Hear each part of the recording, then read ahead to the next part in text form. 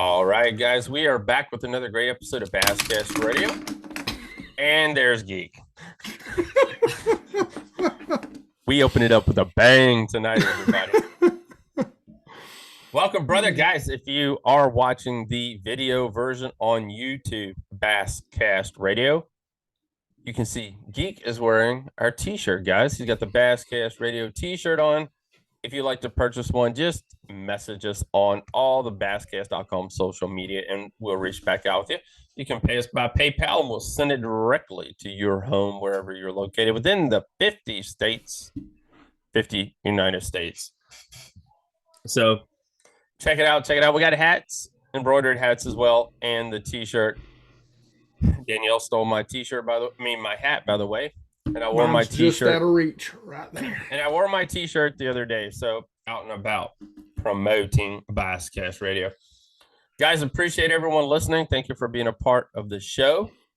We'll open it up as always, man. What has been going on with you, Bass Geek? Man, we've been doing a lot of fishing. There's a lot of good videos coming. There's a really good fishing video coming. Okay. That'll be in a week or two. We just dropped a great, and part of that fishing video is the topic that we talk about in the video that is out, that just dropped on Wednesday. Okay. And that is the summer secrets to topwater fishing over deep water. So ledges, open water, should be offshore or open water. Right. You've seen a lot of videos I've done in the past where I've caught some good fish out there using a lot of different topwaters. So it can be done. Ledge fishing doesn't have to just be them sticking to the bottom. If you go over them and they're suspended up, whip out a walking bait, baby. There you go. There you go. So check that out. Guys, make sure you head on over and follow Bass Geek on YouTube. I think you told me last time, what are you, like 69,000? 69, you are fine. We are at 69,900. Hold on, let me refresh here. Make sure I'm accurate. At 81. You're 60. Okay. All right, guys. 69,981. We are. All right, guys. So here's the goal. The goal is 100,000 by the end of this year. So make sure you head on over and follow Bass Geek on YouTube. Let's help Basscast Radio get to 1,000. All right, there we go. Thank you. I've been giving you some shout outs, man. Now we appreciate all of you guys. Our biggest group is our audio version. A lot of you guys have told me in the past you listen at work. You guys will play it there, so that's freaking awesome as crap. So thank you for that. But if you guys do like actually seeing us for some crazy reason, you can watch the video as well. So head on over and check that out. Congratulations, everyone, to Troy Wines, who ended up winning back-to-back our Kayak Bass Series events on the river. So appreciate him. He won it big time up on the New River. I think he won it by 20 inches. I think it's like 70 inches after that. So Troy is on a tear. So congratulations to him. After winning by 8 inches, it's just bragging. Yeah. Especially won by like 20. It's like, holy crap. But congratulations to him. Really, really appreciate that. Appreciate everybody that come out and fish with us. I think we had 24 anglers fish with us. So thank you. Guys, we've been popping out some new content here lately. Lots of great stuff up on the website now. Unveiling mysteries of barometric pressure, mastering the drop shot fishing. These are just some more great stories. Summertime fishing, prepping for adventure by Mr. Bruce Callis. And does it really mean anything to be best of show winners at ICAST? That's all been put up in the last couple of days. And Geek is shaking his head, and it's kind of true. I ain't gonna lie. That story right there is one I put together, and I was one of the ones I was like, should I do it? Should I not do it? And I did it. It's just make it rain. Who makes it rain? Yes.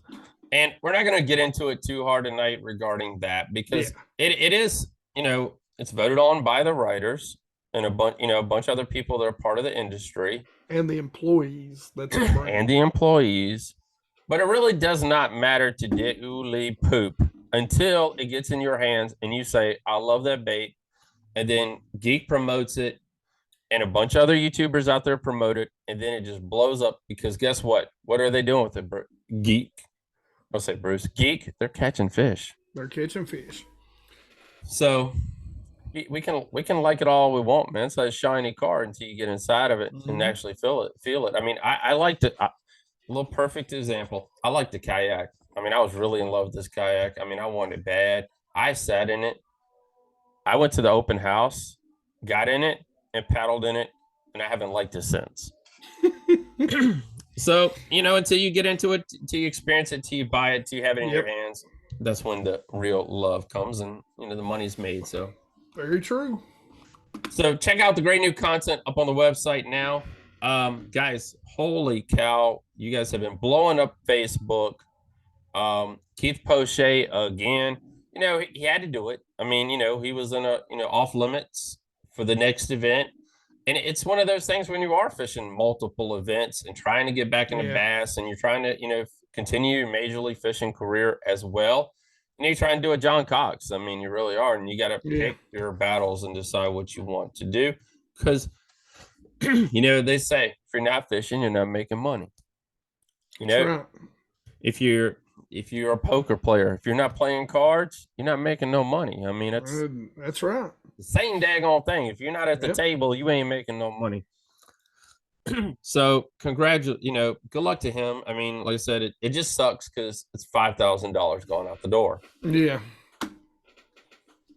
That's the big thing. So guys, I'm putting a lot more reels up on Facebook and on, Instagram as well. You guys are digging the reels, so really, really appreciate that. I got one that's gone over 400,000 views on Facebook. Nice. So holy cows, all I can say in the comments are crazy as well. Now you guys have left the reel and moved over to Keith Pochet today, and it's been blowing up since Danielle said her phone just kept pinging. So either way, appreciate you guys. Thank you for being a part of the Basscast. And one last thing, we got an opinion section. We are the only website with an opinionated column on the website. That's awesome. 500 words. You drop it in my inbox. I'll post it. Your name does not have to be mentioned. And, we all got an opinion. You hear it every tournament. You hear it after every tournament. Put it in writing and let other people discuss it. And maybe we could come to an agreement. Yeah. I mean, I agree. There's a lot of what Danielle calls chatter and hearsay. Until it's in writing, it means nothing. I agree. So head on over and be a part of that. Guys, tonight we got NPFL pro Mr. Trent Palmer on tonight, winning his first NPFL event over our boy Mr. Patrick Walters. Congratulations to him. We're going to introduce you guys to Trent, talk about his win, and talk about the mental aspect of his win, like we always do here at the basscast.com. And there's another podcast this week that I ain't going to mention the name yet because I actually, off the top of my head, he had a whole episode on mental fishing. 80% mental, 20% fishing. I agree 100%. Everybody knows what to do. We all know what lures we're supposed to throw. We all know where we're supposed to go on the lake. We all know what's supposed to depth we're supposed to be at. But when it all starts going to crap and your mind starts spinning, might as well throw all the stuff in the water like Iaconelli did once before. I've started to do that several times just this year. Wow. All right, guys, we're going to be right back with Mr. Trent Palmer. Cool.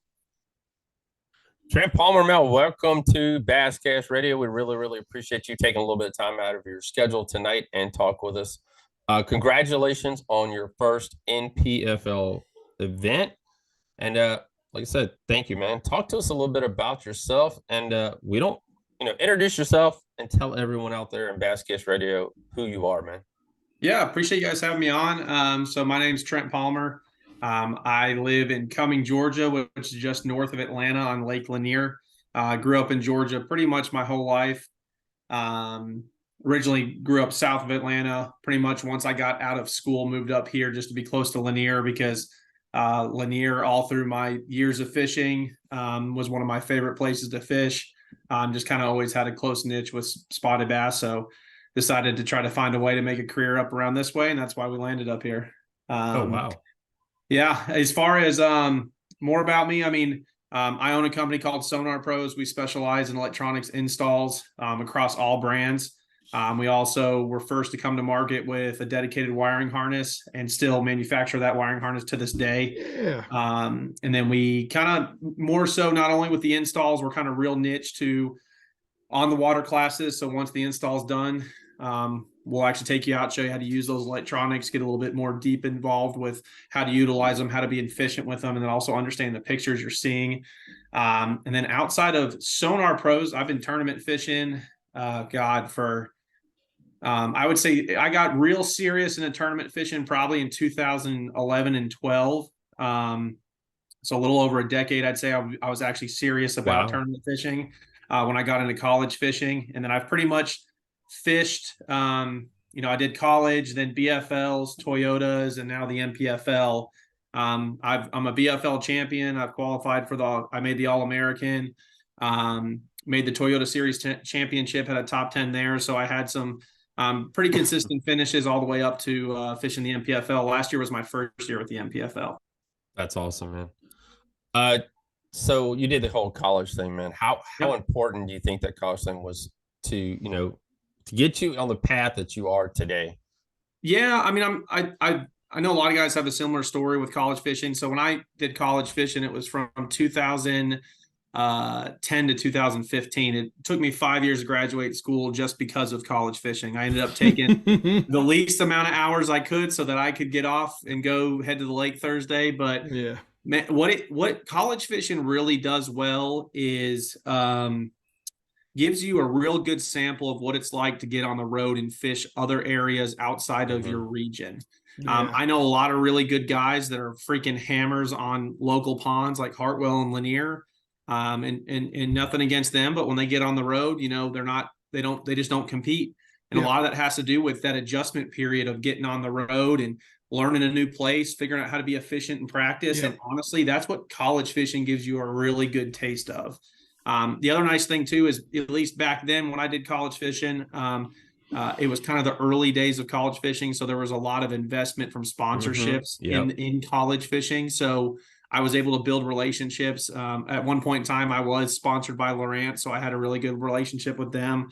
It's how I originally started a relationship with Mercury, and just it was really good for networking with folks, not only as collegiate anglers, but industry folks, and then just kind of grow a network as you get out there. But I would say for the most part, and I actually had that conversation with someone today, was it really, really helped with learning how to fish on the road, because that is a whole different animal in of itself. I mean, I have the utmost respect for guys that are local hammers on their local pond, but getting on the road and figuring out how to break a place down in 3 days is a whole different story. It's different. That's true. It's different. Yeah. I know lakes that I can go to, and, I know where they're going to be at before they get there certain times of the year. And, I, like you said, no disrespect to local guys, but being able to break a lake down in 3 days and being able to, you fished a lake 5 days a week for the last 15 years, it's different skill set. Yep. Way different. And, it took me a long time to get efficient at that. And by no means am I an expert. I mean, I still have a day job per se. I have no aspirations to try to fish for a living. I mean, I when it comes to fishing professional tournaments, I look at it as little bonuses here and there. Yeah. I have enough friends that fully fish for a living. Some of them are, like Patrick, for example. That man truly is he's the 1% of the 1% that can go make a living cashing checks. Now, obviously he has sponsors that he has support from, but he's truly one of the 1% of the 1% that make a living fishing. I know that's not what I want to do. So I kind of live in this weird hybrid role of having a business in the fishing industry and then doing tournaments. For me, it took a long time, and still even to this day, especially with the NPFL format really being restricted to 3 days in this long off limits period. It is not easy. 3 days sounds like a lot of time, but that time will die really fast. Yes. All of a sudden you're like, holy crap. We start the tournament tomorrow. What am I going to do? Yeah. Wow. So, like you said, you made it through, fished a lot of BFLs, won a lot of trophies. I know you. Oh, that's hats behind you. There's no trophies. They're The probably trophies are over here. trophies are over there. See, you're gonna have to change your desk You got to change position. up. I know. Change That's what my girlfriend and I were talking about. The hat's got to go. We got to make that. We got to make like a shrine around the MPFL. Yeah. There you go. There you go. That's so awesome. What made you last year take the leap and jump into the NPFL? So I had fished the Toyota. It was a couple things actually. So I actually had a corporate job that I did corporate sales for. It's what I did starting out of college. And when COVID hit, I got this unique opportunity where I no longer had to travel on the road. Mm-hmm. And I could grow what was originally a business out of my garage back in 18 and 19 to getting a shop and kind of taking my business Sonar Pros a little more seriously.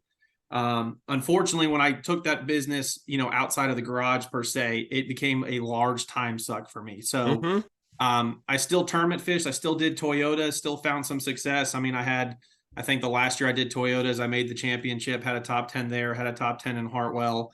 And actually at one point in time had a whack at winning the Gunnersville tournament that year. And then just kind of the schedule came out the following year for the Toyotas. And I was just like, I was hearing there was going to be no cap and it was going to be like 350 boats. And I was like, this is not what I want. I don't want to do this. Like This is the year before the Toyota series I had fished. We averaged 220 boats a tournament. And it was just not, I mean, you're finding a need.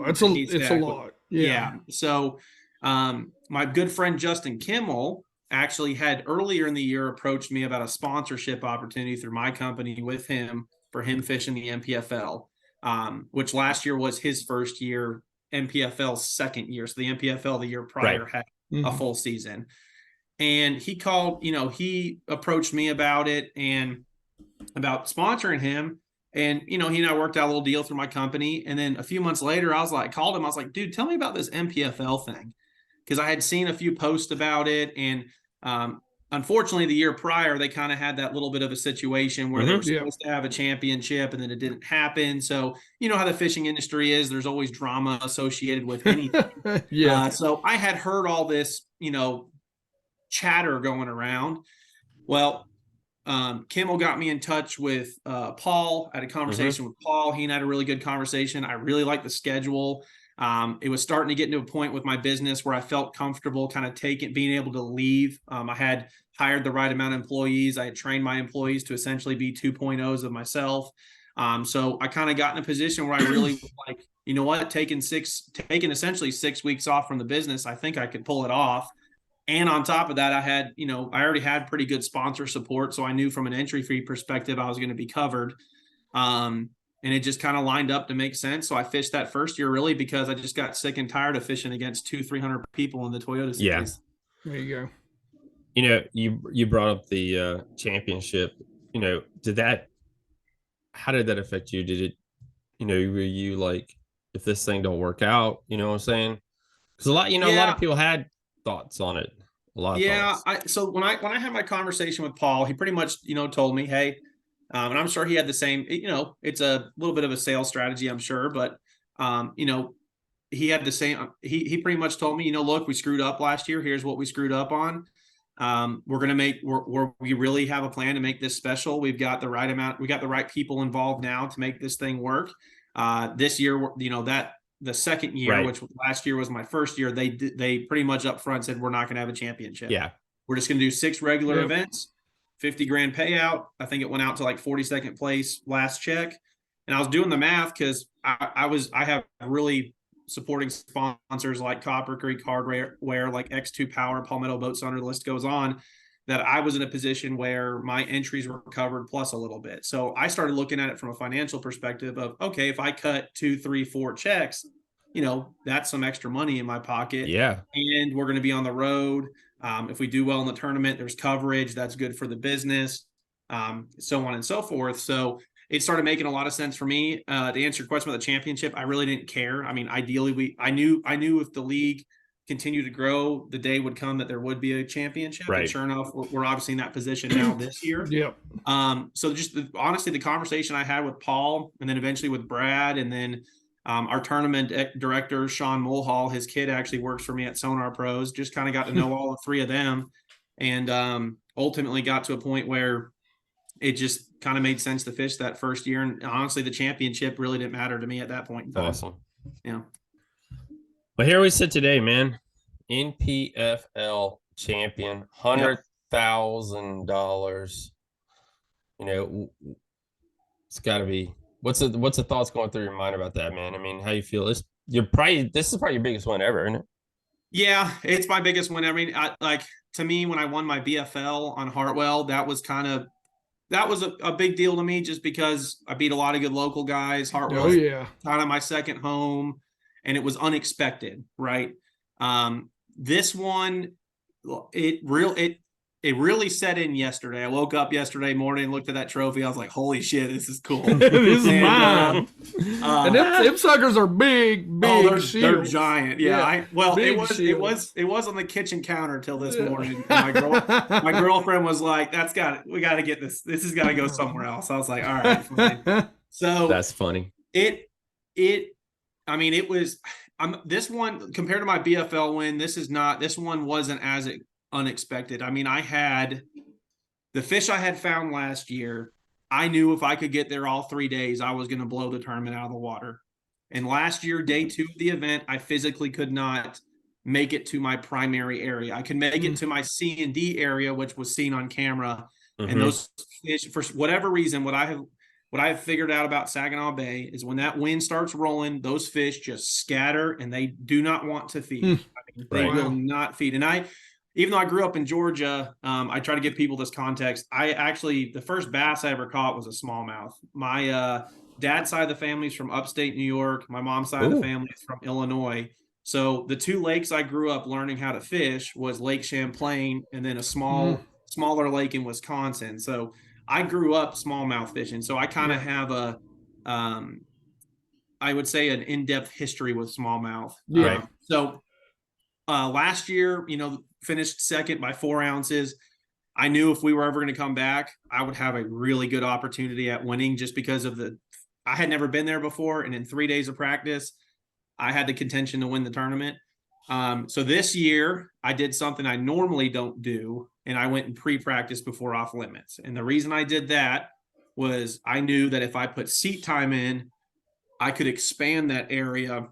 Right. And really break down the structure, the reason why the fish are there, and just get a better understanding of what happened there the year prior. So sure enough, I went out there and pre-practiced. It really isn't too much of a secret, but what I was fishing, what the fish were holding to, wasn't the stereotypical big boulders you think of when you're going to a Great Lake to smallmouth fish. What it was very small gravel rock on the tip of a sandy point. Oh, wow. You could idle this point for about 9 miles and it's just sand. And then there's about 2 spots that it actually has a hard bottom. And there's no big boulders. It's just gravel the size of like a baseball pretty much grouped up together. And what I theorize what it is there's deep water by it. The fish pull out of the deep water to pull up on the spot to feed because randomly bait balls would come in. There was gobies up there. And when they were up on that flat, it was big smallmouth feeding. And then when they were done feeding, they would pull back out to the deep water and be nomadic and suspend. Kind of like what happens here on Lanier. So in pre-practice, I expanded that area and I found about 4 or 5 other areas that set up identically, like to a T, the same situation. So when we came back for official practice, my first day, I went out there first thing in the morning, wasn't a boat in sight, pulled up to my first hole from the year prior, and I caught a 608. And there was about a 10 or probably 10 to 15 more fish with it. And I said, okay, we're going to have a shot at this again. It's on. Yeah. And then I went and checked pretty much what I would call my B, C, and D holes. And it was the same thing. Pull up, 4 or 5 pounder, leave. And then I spent the last 2 days of practice just pretty much burning time. I just went and graphed. I went and checked anything I possibly could. I largemouth fished for an hour. I One day I burned freaking 52 gallons of fuel on my boat and ran all the way out into Huron down, just trying to find something. But I went that last day of practice, I went to bed knowing that if I could make it to A, B, or C, D, or A and B hole at least for 1 or 2 days, we were going to have a shot in this thing. I knew for a fact. Now you brought up graphing, and I read about your in the NPFL website, guys. You run all three. You run 3 different graphs, man. You run the Humminbird, Lowrance, and the Garmin. Yep. Talk to us a little bit about that. There are a couple different anglers, professional anglers as well, that do that. I mean, NPFL is professional, if you ask me. If you pay over what you guys pay for entry fees, you're professional. Oh, yeah. But there are other anglers out there doing it. But, I know you own your own business, and, you deal with electronics a whole lot. But break it down, really. If I was going to invest, why should I run all 3? Yeah. So here's the way I'll break it down, because like my boat is rigged. It's the benefit of owning my business is obviously I build partnerships, and I'm able to get some equipment through certain means that makes it easy for me to do it. But my boat is probably not the most common example, because I run 5 12-inch screens on my boat. So my setup is I run 2 Lowrances at the console, and then up front I've got a Humminbird Apex 13. I've got a Garmin 8612, and then I've got another HDS Pro up there. If I was to break down why I do that, number one, I think by far Lowrance has the best waypoint management. For the most part, they have really good map coverage. Their new HD transducer, I used to give side scan to Humminbird. The new Lowrance HD transducer that runs mega frequency, or essentially chirp frequency, it absolutely destroys that Humminbird transducer. The pictures, I've been kind of quiet about it, because not that many people have got their hands on that transducer. The pictures are incredible what it can draw. And then I run strictly the Apex 13 for 360. Now the asterisk next to that is, normally when I rig my boat every year, my left Lowrance, I can pluck it and put a Humminbird there for Lake Master mapping. Because, for example, and this is to a point why I run all 3 brands, there's some parts of the country Lowrance's mapping with Navionics and C-Map is good. But then other parts of the country, like up north, it is not even remotely accurate. Like it'll show a point, that's not a point. It's actually a big hump or whatever. Right. And generally, for the most part, Humminbird's Lake Master mapping up north is light years ahead of what everyone else has. So normally I have my console set up where my left Lowrance, I can pluck it and then plop in a Humminbird. I've got a Boat Logix mount there that's threaded, and I have them pre-thread it for all the different graphs that I can exchange in and out from. Well, this year I decided to run an Apex 13, because when Humminbird came out with the Apex models, they have an HDMI output. So what I did is, when I need Lake Master mapping, I actually have an HDMI cord ran through my boat from my Apex to my Lowrance. I can go to the front of the boat if I'm about to make a run and I would need a graph. I can put the Humminbird on a full screen of map, and that will display on the Lowrance. So I still have the benefit of having my dual Lowrances, but I can run Lake Master mapping on my Lowrance via the Apex 13 up front. So that setup's been real slick this year. Then I run Garmin for live scope. Live scope by far is the best forward sonar. It's got the best range, clarity, adjustments. I mean, you name it, it is the best. And then we've got the Lowrance up front just for essentially waypoint management. Right. So really, I think if you're going to fish for a living, and I'm not trying to discourage people from going and getting sponsorships from these brands, but I think if you're truly going to go try to fish for a living, you might as well have every single tool in the toolbox that you can have. Yes. And if you're fishing with a single brand, in my opinion, you are at a disadvantage, bar none. I agree with that. Yeah.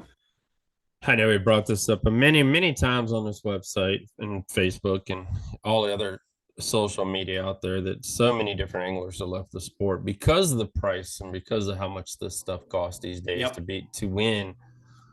And, a lot of people brought it up, when, should we have tournaments? You can't have all this crazy stuff. So, it's a back and forth, but you are right. You might as well, if you're going to invest, which we always laugh at work, $109,000 in a Ranger boat. You might as well just throw another 20 on there. I mean, yeah. And like I've had people ask me about that. Should there be tournaments that ban live scope or whatever technology? The answer to that question is no, because some of the largest I'm not going to say investors, but some of the largest supporters of these tournament trails are Lowrance, Humminbird, and Garmin.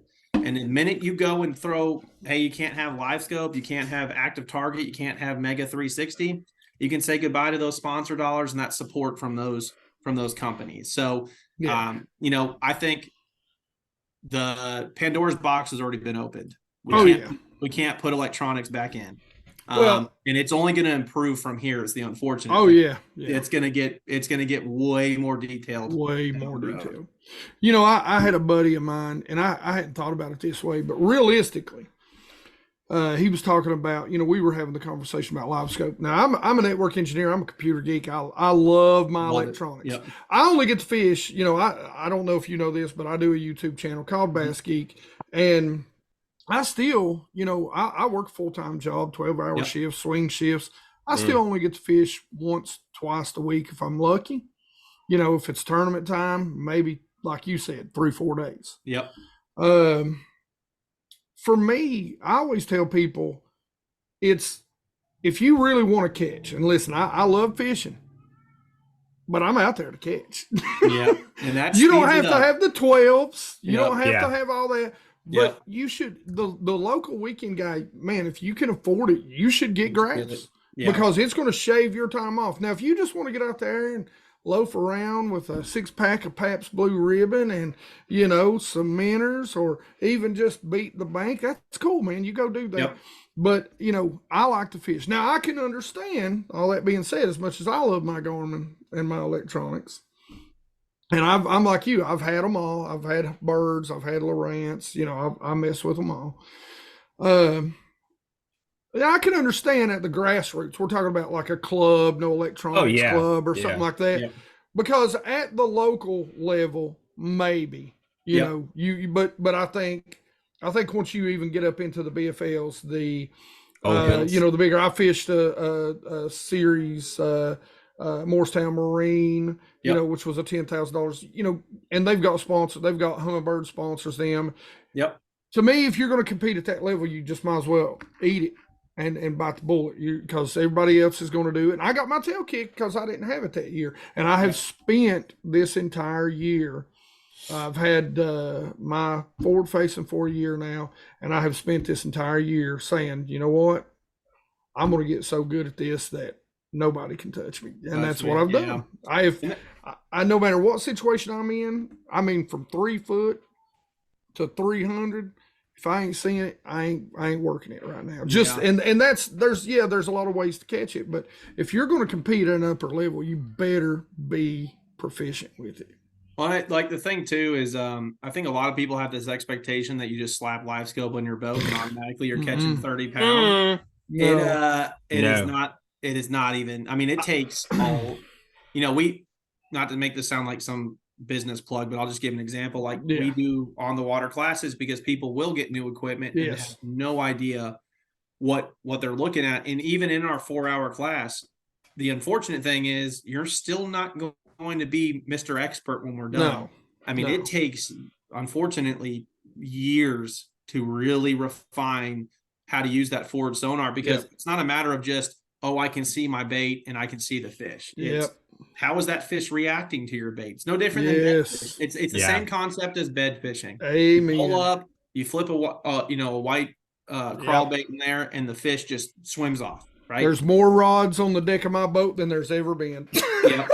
So it's definitely, I think a lot of people have this expectation. You put all this technology in your boat, and it's a light switch. All of a sudden, fish are just, you're winning every local tournament you're hopping in, you're winning BFLs, you're winning whatever. Unfortunately, it's no different. It's still fishing. I mean, conditions, bait, lures, line, all that stuff is still a factor. Still applies. Yes. I did a video not too long, and I was talking about this exact thing, and I told people, I said, you want to know, and I said, the lake, we were talking earlier about, the difference between being a road angler and a fishing your home lake. And so I'm using it on my home lake, so I don't have to spend a lot of time searching the fish down. I know where they're at this summer, and I'm using it to do exactly what you said, to figure out how to get them to bite that bait. Because I will tell you, I'm a very good angler on that lake. But when I seen how many fish I wasn't catching, I realized, God, I suck. I apparently suck. That's way more. That's what I tell whenever we do a new install, and I kind of give everyone the run. Like, let's say you book an install with us. When you come to pick the boat up, I'm going to show you, hey, here's the settings we loaded on your graph. Here's why they're there, but here's what you want to change. Right. I always tell everyone the same thing. Just be prepared to be the most frustrated human being ever the first time you go out with this thing, because you're going to go to your favorite fishing spot, and where you thought there was like 3 or 4 bass hanging out, no, well, about there's 200. there's like 20 of those suckers following your jerk bait in, and you're like sitting there going, "Why won't these things bite my jerk?" Yeah, it's insane. It's insane, but it's fun. It's like top water. I had to really, like, when I first got there, and got mine, and to this day, it's like I explain to people like this. It's like taking a buzz bait first thing in the morning. That's first thing you pick up and you make your first cast with it. How many times do you land that bite on that first cast? Not many times, because as soon as they bust, you're like, oh my God. Yeah. And I can't tell you how many times I've seen them just fire toward whatever bait I'm throwing. And as soon as they get there, I'm like, I know he's got it. And nothing. Swing and a miss. It's fun. It's top water all day. That's pretty much what it is. It is.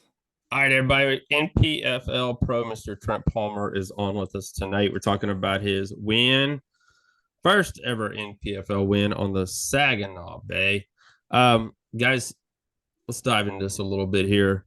62.12, which final weight was. Was it like an ounce or something? You ended up beating Patrick by 2 ounces. It was really it was close. So last year I got second by 4 ounces, and then this year I won by 2 ounces. Yeah. Oh, wow. It was close, especially considering the conditions of Patrick and I riding in together, my motor letting go, all that fun stuff. Oh, wow.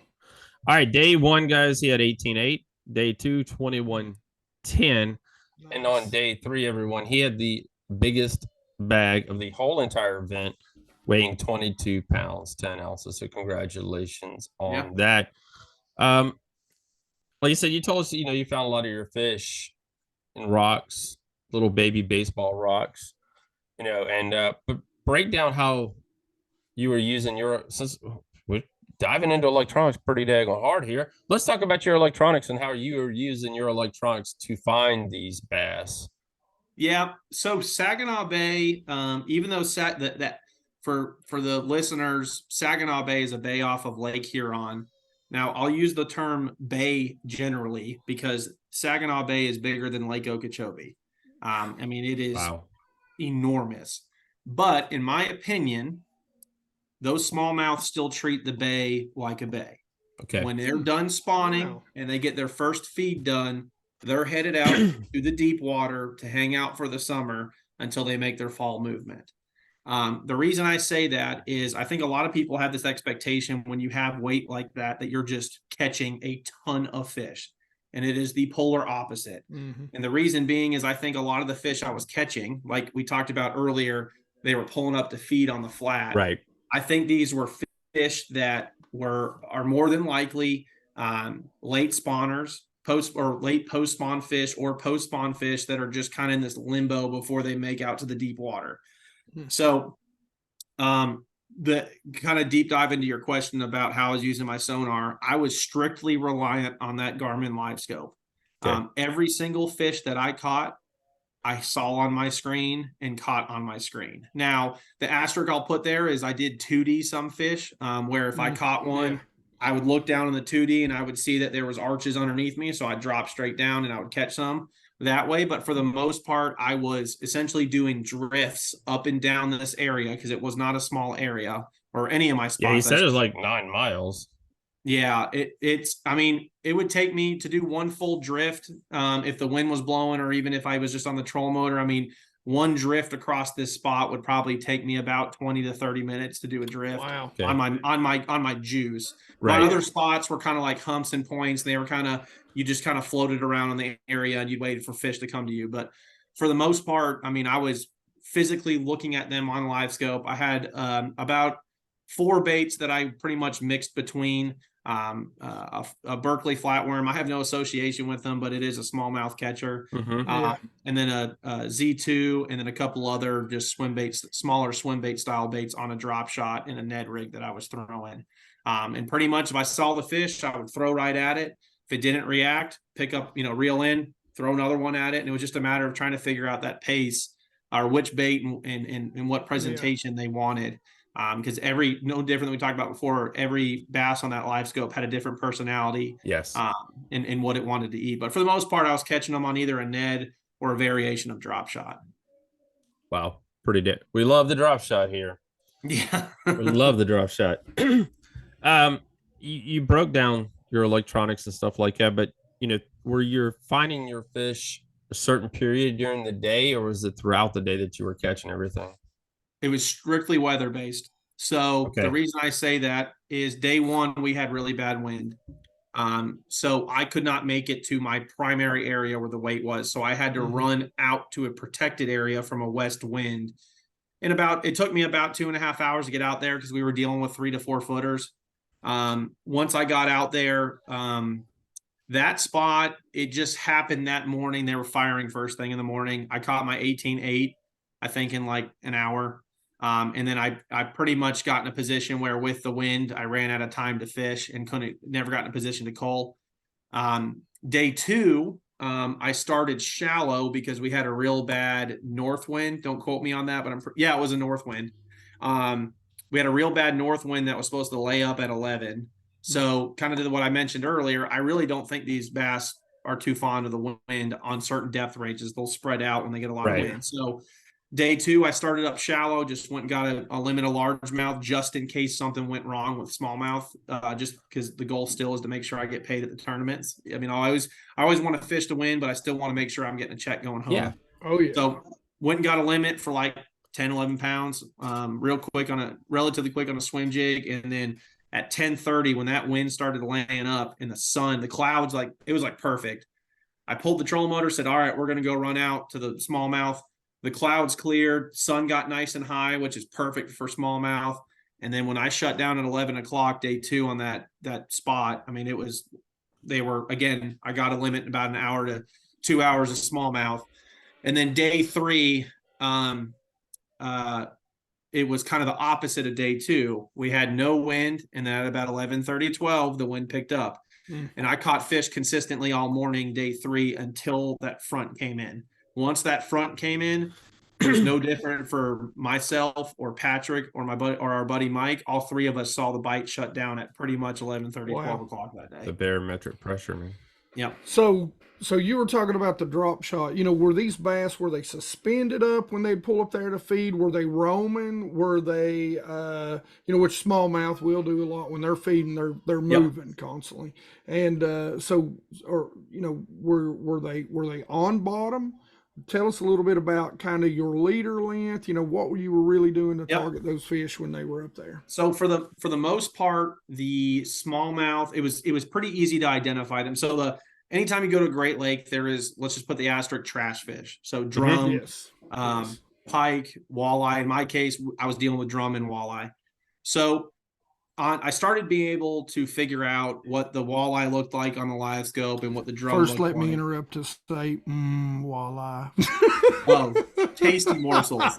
In practice, when we catch them in practice, we throw them on our live bone. Absolutely. We had fish fries every night. Yeah, that's awesome. Yeah, the cheek meat's where it's at. Yeah. But we so for the most part, I was able to tell if it was a smallmouth for one of 2 reasons.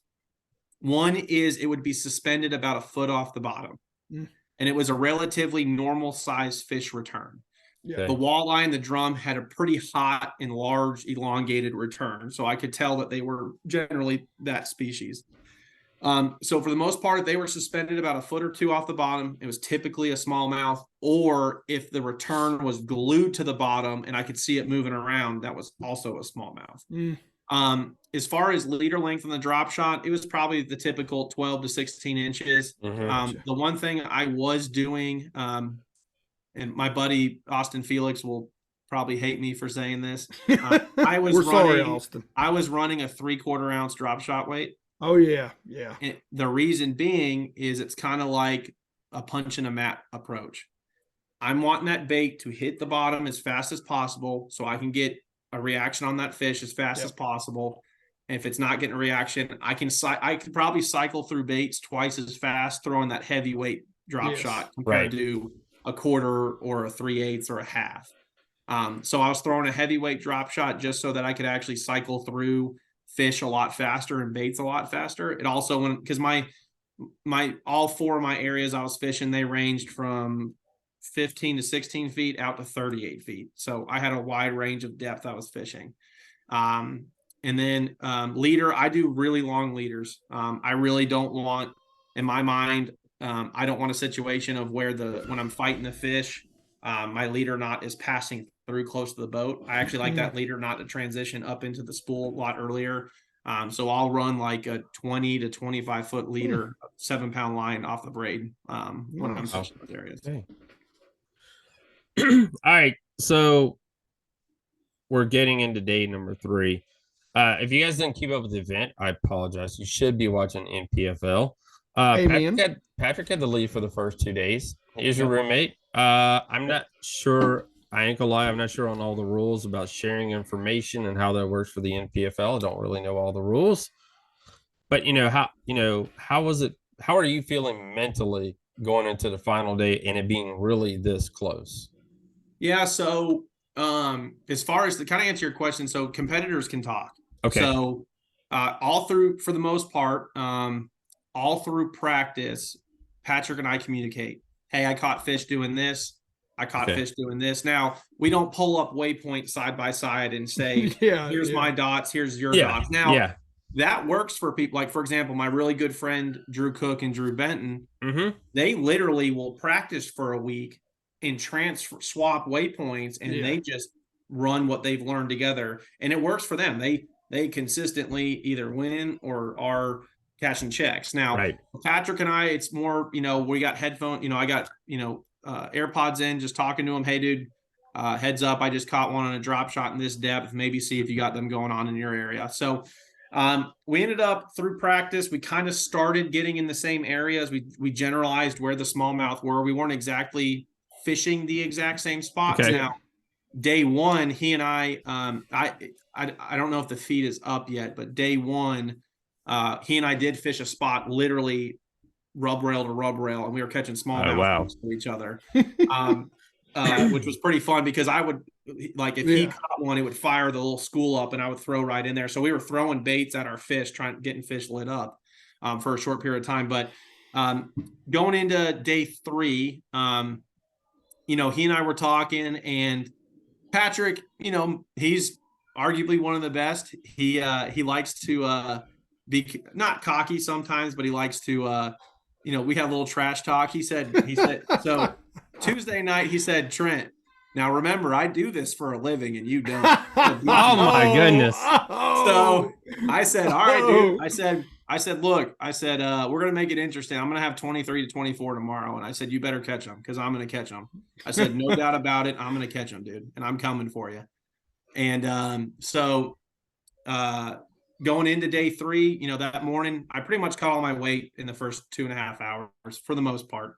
I made a couple little coals, I think between around 11 or so. But the part of that day where I realized I had a real shot at this was when Patrick and I intersected each other in our B area. And when we intersected each other, I said, hey, you got him. And he said, I got 17. Well, the day before, he told me he had 17 and he really had 22. Right. That's just the math Patrick likes to do. Yeah. So I had already told myself earlier in the day, I said, if I run into Patrick, I'm lying to his face. I'm going to tell him I have 4 pounds lighter than I actually have. This is awesome. So I knew that when he and I intersected, I knew that I had over 22. I didn't know how much over 22 because I kind of stopped weighing them. So I told him I had 18. And when I told him I had 18, I could tell he was like, holy shit, I need to put it into gear. And that's what made me realize we were, we were good. We were barking up the right tree per se. Yeah. That's awesome. And then ultimately, my motor let go at the end of the day, which is a story in itself. And when he and I started talking, we were making that idle in. We never looked at each other's fish. Not one time during the process of pulling fish out of my boat to put in his boat when my motor blew. No time during the idle when we were adding ice to the live well. No time during the whole part we're in the tank that either one of us look at our fish. But we had the conversation, and he was like, "Dude, like, what do you think you got?" I said, "Man, I know I got over 22, but I said, I think I'm knocking at the door at 23, but I'm not sure." He was like, "Man, I'll be real surprised if I have a heavy 19. If I have 20, I'd be real surprised." Right. And that was pretty much the extent of that conversation we had. We knew it was going to be close. I didn't think it was going to be 2 ounces, but we knew it was going close. It was going to be close into that weigh-in. Because if I remember, I watched the final day, was trying to keep up with it on Saturday, and he had a slow start to the morning. Mm-hmm. Yeah. But then because I was like, oh crap, Patrick's starting off real slow here. And then he finally kicked it into gear and he caught a bunch of fish. But yeah, I mean, it was like between you guys, it was like this for a while back. Yeah, ping pong back and forth. So on score tracker. So, but man, congratulations, brother. Yeah, congratulations congrats. on the win. Yeah, really appreciate you coming on and talking to us and breaking down, some electronics and talking to us about that. And want to get you back on the show and talk to you more one day about the spotted bass. Oh yeah, definitely. Because we've got a bunch of lakes up here in Virginia, and they're putting tiger bass in it to try to get rid of some of these spotted bass. Yeah, the spotted bass. So Lanier's a very unique. Lanier's arguably, I would say, if we ignore the whole California giant, right? World record spot situation, because those are different spotted bass than what we have. Right. Lanier is arguably the best spotted bass fishery in the country. I mean, majority time of the year, it takes 20 to 23 pounds all spots to win here. Our spots are herring feeding spots, so they are topwater and swim bait fanatics. Our tournament we have here in October is going to be fun. As long as we don't hit it right on the turnover, our October tournament is going to make some really good TV. Awesome. I'm really looking forward to it. I've lived the boat ramp is about 60 seconds down the road from my house. So I've lived up here for 9 years, so I'm looking forward to fishing that tournament come October. Trent, wrapping it up here, man. Appreciate you. Thank you so much for being on the show. Dude, dropping some great information for us. Really appreciate that. Guys, hopefully you guys can take a little bit tidbit of this and use it for your next trip. Give a shout out to your business one more time, man, for anybody in that area. Yeah. So it's Sonar Pros LLC. We're out of Dawsonville, Georgia, just on the pretty much the west side of Lake Lanier. We specialize in electronics installations across all brands and all boats. Also have our own fully waterproof wiring harness that supplies proper power. So if you're looking to have your electronics run absolutely to the umpteenth they're supposed to, give us a holler. You can reach us on any of our social media platforms or our website where our phone number, email, and all that good stuff is available. Have you taken out an Elliott yet? Bill or Chase? No, I have not. So I'm not a NASCAR guy. So yeah. It took me a minute to realize who you were talking about. I get asked all the time. I'm just kidding. About the pool house. Is that right? Yeah. Yeah. I get asked about it all the time. I have no idea where it is. I didn't really grow up in it. My dad was actually involved in it big time before I was born. I mean, he went to him and my mother. I went to every track. So I kind of grew up in the whole NASCAR thing. Like you guys said, I was around garages, but I was a little kid that kicked around the garage while they were building race engines. That's cool. Yeah, my dad being a mechanic, I am also a NASCAR fan on top of the fishing. See, I'm the only mechanically inclined individual on my side of the family. So for me, it's imports and drag is what I care about. There you go. Yeah. Trent, have a great night. Appreciate you talking to us. Guys, we'll be right back. All right, everybody, man, we really appreciate all of you guys listening tonight to Mr. Trent Palmer, NPFL Pro. It was great to have Yes, it was great to have Trent on, man.